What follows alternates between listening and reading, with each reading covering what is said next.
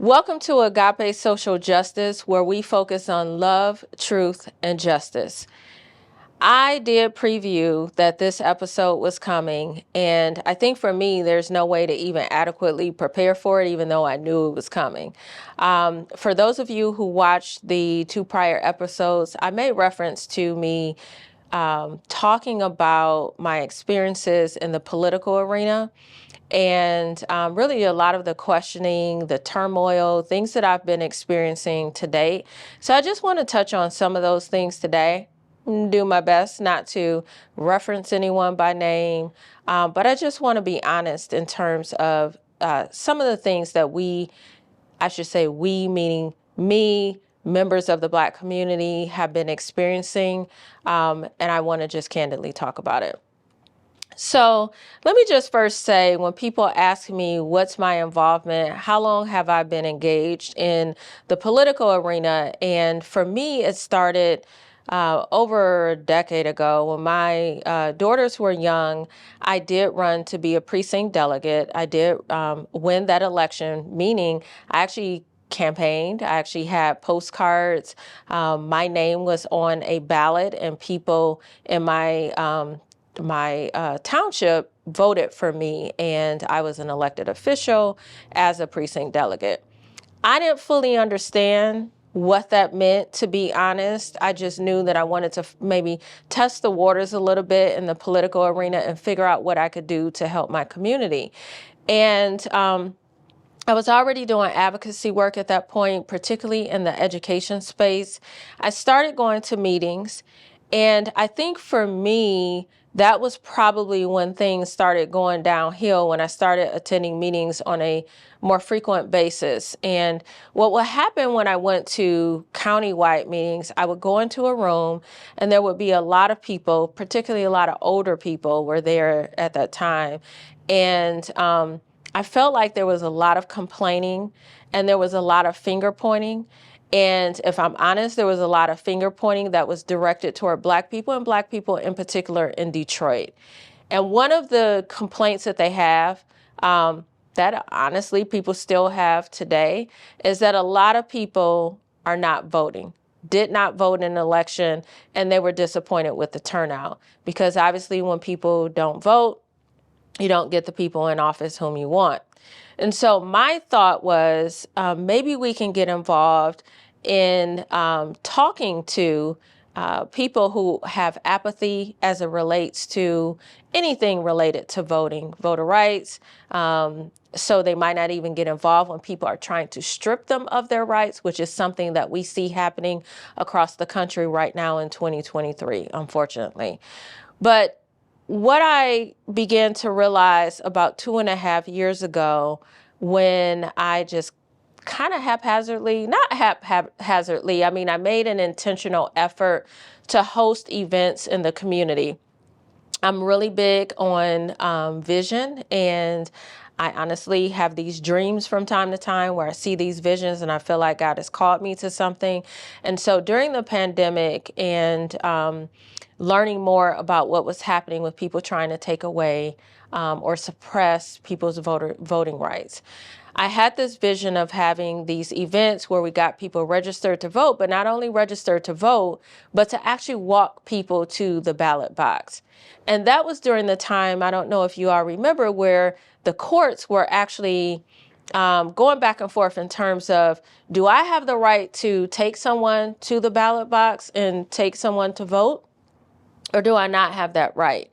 And so we were at a point where we had to make the decision, or were we going to take the risk of doing it or not? And so we opted not to drive people there and not to do the march, which is what we were going to do at that time. But that was, I think, the catalyst for me to get connected to political organizations that are all female-led and other organizations that focus on this work.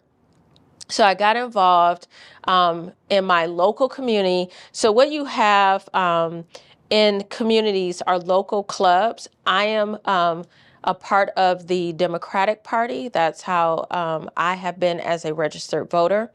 So I got involved in my local club in my township. I got involved more with the county party that I was involved with years ago, and have recently gotten involved in interacting with more people at a statewide level, people who do work on a federal level, and our congressional district as well. So right now, I am a subcommittee chairperson for one of the political parties, and I'm also an officer in a different political organization as well. And when I started out on this journey, I decided that what I wanted to do was come into this space to look out for the people in the community who are the most vulnerable, the most marginalized, those who do not feel that they have a voice, those who feel like that they don't have a seat at the table, if you will, those who feel like it doesn't matter if they vote because their daily lives have not changed, right? And I want to pause for a moment on that because I think most of the time we don't really understand what that means, because most of us who are in these spaces, even though we struggle, like my family has still had struggles, but even though we do, we live a relatively comfortable life. And so we can't necessarily relate to what it means to have such a feeling of being disenfranchised and feeling like you don't matter to people who speak on a regular basis every election cycle and say that we're here for you, but yet individuals in the community feel like it's not true. And in fact, not that it's just not true, but that there's an intentional effort to lie to them. These are things that I have been hearing in the community for quite some time. So what I wanted to do was, instead of just telling people this is what I hear, because quite frankly, there are a lot of people who just simply didn't believe me. There are people today in 2023 who still don't believe me when I say that I talk to people, dozens and dozens and dozens of people, and at this point, hundreds of people over the years who have expressed discontent with the way that our political structure operates, whether it is the Republican Party or the Democratic Party. And quite frankly, there is an independent individuals who identify as independents, but they don't particularly have the power that they would like, right? So people have a problem with the party system that is in place in which we vote, but they also have concerns and grievances within their own political parties as well. So what I thought that I could do within the Democratic Party is host these conversations with the Black community. So we had 4 sessions in total, and the second session we actually hosted, 3 of the 4 were virtual. We hosted a session where we had elected officials who were participating in that process. I believe we had 96 people who were a part of that virtual conversation, that listening session with the Black community. And we gave elected officials an opportunity to speak and to state what their position is in terms of what they're doing, and quite frankly, what they're willing to do in terms of standing in solidarity with the Black community. Now, there are a number of people who walked away. They were upset. They were saying, you know, this wasn't about elected officials and hearing their rhetoric. This was about a listening session with the Black community. Well, one of the reasons why we asked those elected officials those questions is because the Black community wanted us to ask those questions and to get their perspective. Now, they had an opportunity to be transparent, to be vulnerable, to talk about things they've done and not done, talk about what they'd like to see happen in the future, talk about some of their flaws and their blind spots and areas for improvement. But many of those individuals decided to take that as an opportunity where they were basically like they were on the campaign trail, like it was a stump speech, and that's not what we asked for. We asked people to be vulnerable, and some people did and some people didn't. And what I've realized is that our elected officials have actually had numerous opportunities where they could speak candidly about their own feelings, about what they see within the political structure, about some of their own experiences in trying to move the needle, trying to get away from status quo. some of the reasons why they feel like they can't oftentimes, and how they actually are successful when they do move the needle, when they do get legislation passed, when they do get in the community and they build trust, right? There's a way to have all of these conversations, but what I find is that you don't have these conversations with people too often in a public setting. What I've found is that people will have these conversations with me in private, and sometimes do so in private, and almost I have to swear to like secrecy for some things. And if I'm honest, that has really put me in a position where I've had sleepless nights. I've had days where I've outright cried. I've had days where I've vented to other people in confidence, because it is just literally, I feel like it's eating me up inside. And I think I've gotten to this point where I wanted to come before you in this setting because I'm at a crossroads, and I just honestly have not made a decision on how I want to move forward, what I want to do. I obviously have democratic values. In some ways, I tell people there's a part of me that is very, very progressive. There's a part of me that people might only hear that and say you're a socialist. There are parts of me where people may only hear that and say you sound very conservative. And that's because I embody all of that. And I genuinely believe that the average person, that the majority of people in our society are more like me than not, right? We see value and we see strengths as well as weaknesses when you're looking at every single aspect of the political process, no matter which party that you say you subscribe to or you lean toward. And so I'm starting to feel like I might need to start talking to more people who have a wide variety of perspectives as it relates to politics. And that is something taboo to say.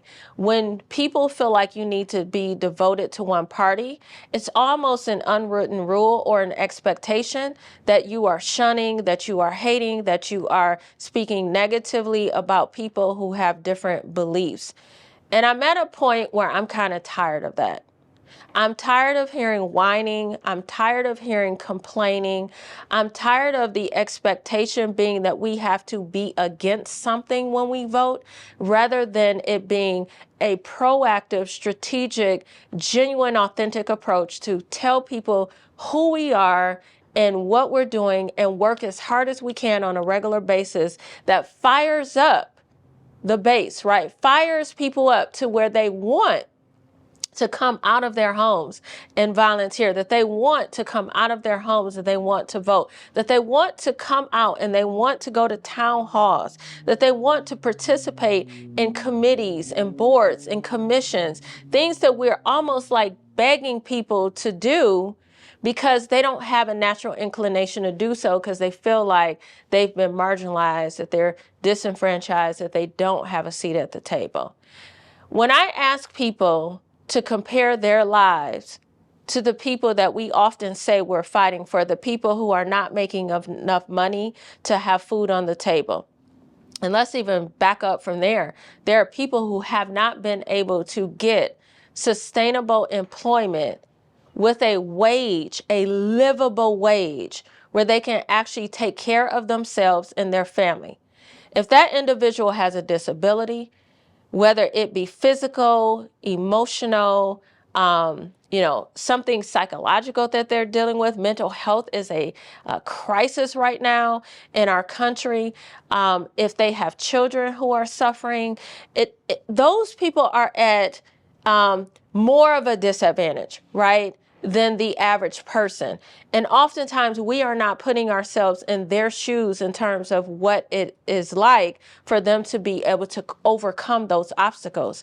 And within our party, I often hear us coming against, quite frankly, the Republican Party, and that notion of pull yourself up by your bootstraps, and trying to explain to them. Many of us have tried to, quote unquote, pull ourselves up by our bootstraps by getting an education.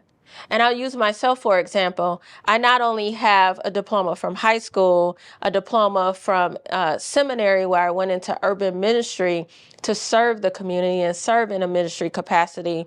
I've been a lay minister. I have a bachelor's degree in business management, but I also went back and I got my master's in industrial and organizational psychology, and then I've become an entrepreneur. And so you check these boxes, right, that people tell you you need to check in order to pull yourself up by your bootstraps. But what people don't talk about is what happens along the way when you do not have the support mechanisms in place to help you get there. And so you take out student loans in order for you to get through school. And then people don't talk enough about what that means when you take out those student loans, right? Many of us are struggling with our student loan debt, our income to debt ratio, which impacts everything you do in life, because when you get student loans and that interest accrues over a period of time, that interest becomes principal balance. What do I mean?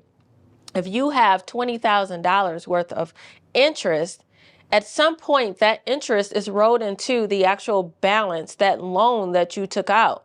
So you might have taken out $50,000 or $100,000 or whatever it is for school, but it'll never be that total because you're paying interest on it, and that interest becomes your principal balance. So people who are paying $1,000 a month, people who are paying almost $2,000 a month, like a friend of mine who is an attorney, paid well over $1,000 faithfully, and it's like it never even put a dent in what her balance is. People are struggling. And until we begin to look at people from all backgrounds, all walks of life, especially the people who do not have a livable wage and are struggling trying to get a quality education for their child because their child might have fallen in the gap, because they don't have the exposure that they need to do well on standardized tests.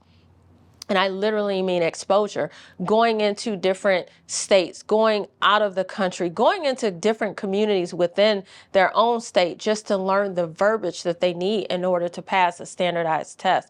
There are people whose children are not learning how to read in this country. If you actually go to mischools.org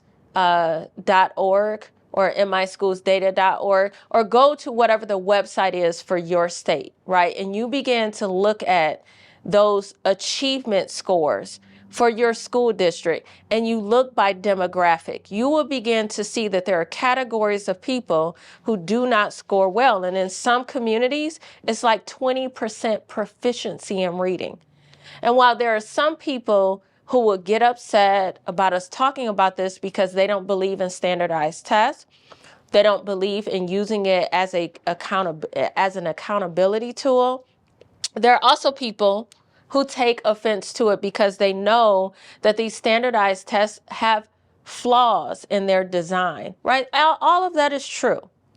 But that's the mechanism in which we have to look at today in terms of gauging what's happening with our students in school. And many of those children who are not scoring well are children within the Black community, children who are lower socioeconomic status, children who are receiving special education services, children who English is a second language for them. We need to address these issues because what's happening is that it's trickling outside of the educational system and it's going into people's lives, and it's affecting them generation after generation after generation.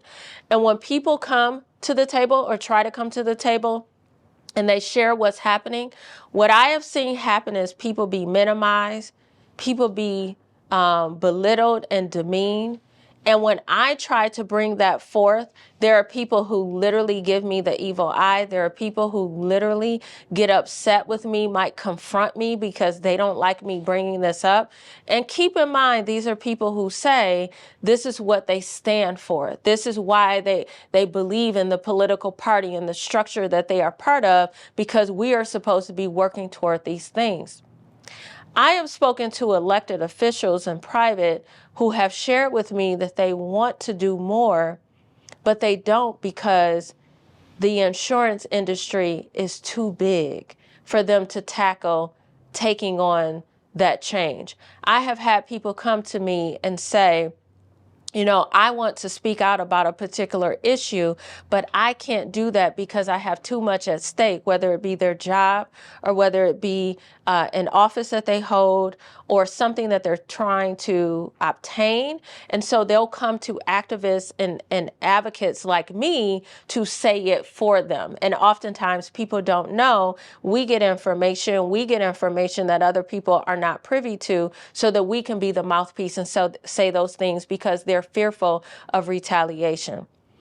I've had elected officials tell me that if they speak out about a particular issue or speak out against an elected official that they know lacks integrity or is doing something that is unethical, that they put their committee assignments at risk, that they put their bills at risk, and that there's a lot at stake. And so they then have turmoil trying to figure out, how do I balance doing what I need to do for my community that I told I was going to do all these things for, but yet this has become a reality for so many people once they get elected in office. And if I'm honest with you, I don't know how many years. You all heard my husband talking about he's wanted me to run for office. I've had other people contact me and ask me to do so, whether it's school board or a higher position.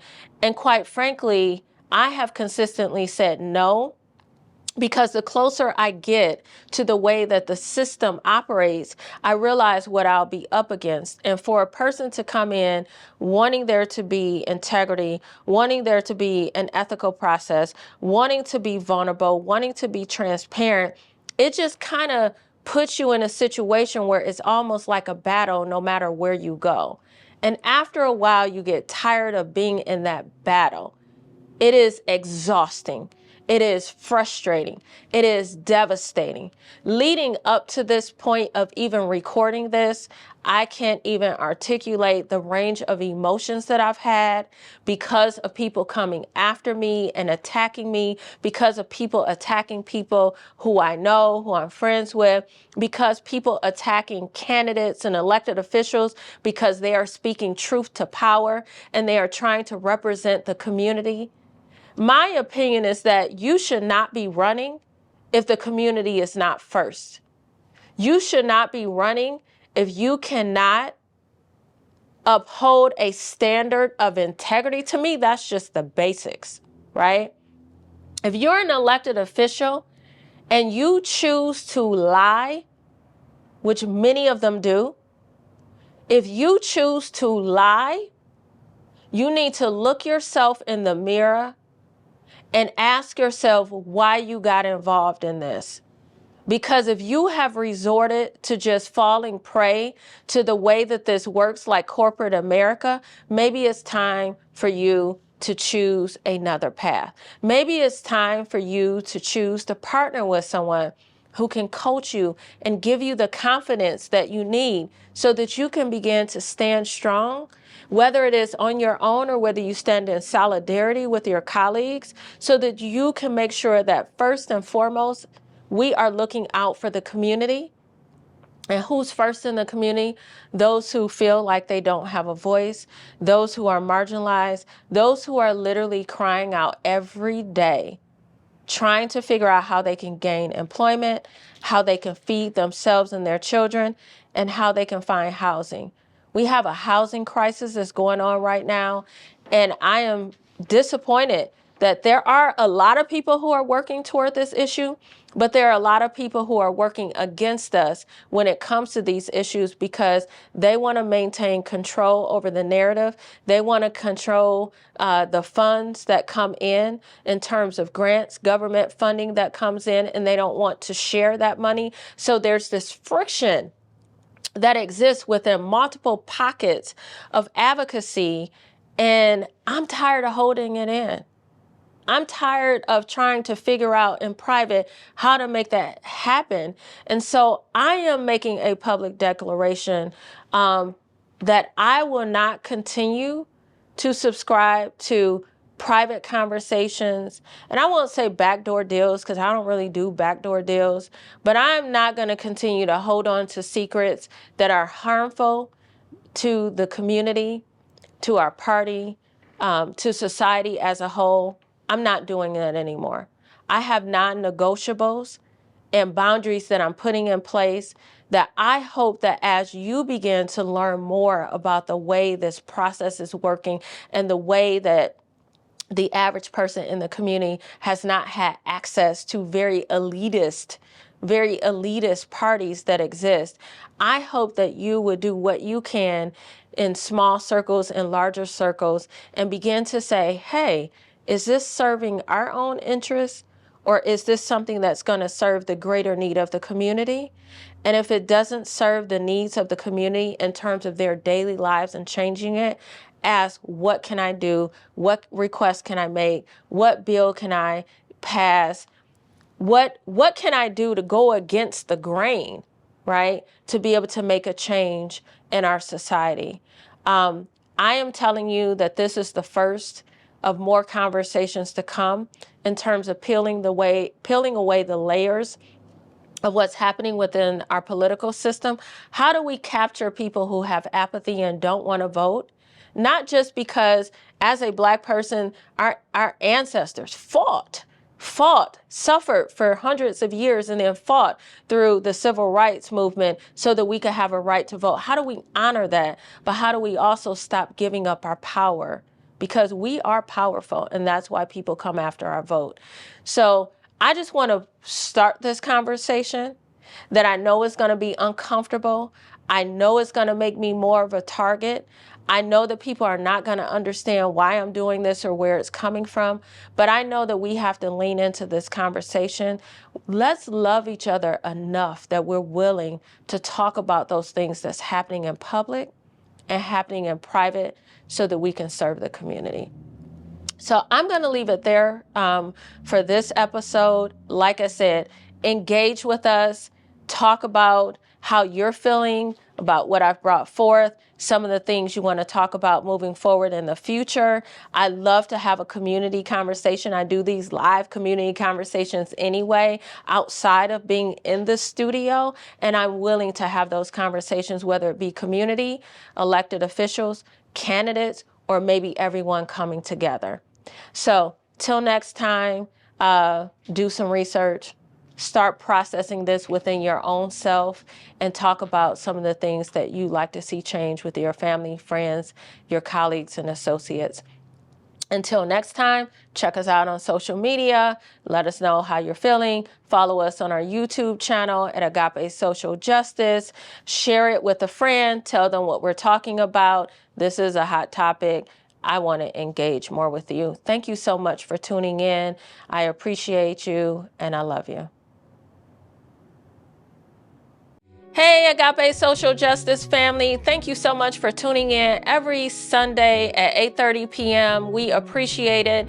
And as we told you before, we would have a merch store, and we do. This is our V-neck ladies shirt, and you can find this on agapesocialjustice.com. This is our logo, and it says love, truth, and justice, which is what you know we stand for. We also have a mug, and we have the logo on the mug. You can find this on the website as well as a phone case, a pen, a tote bag, and a number of other accessories, even a hoodie.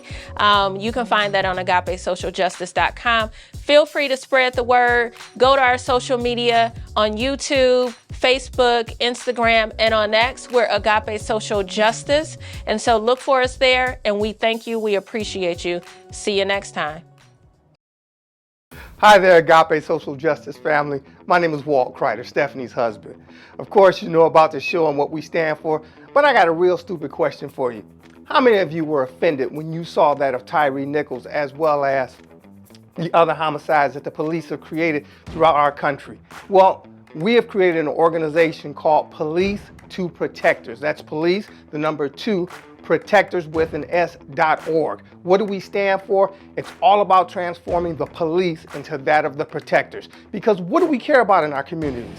You know, we don't care about being policed. We don't care about being ticketed. We care about being protected. And that's exactly what we're talking about in terms of reimagining what the police, what law enforcement, what our protectors can actually reflect and bring to our communities.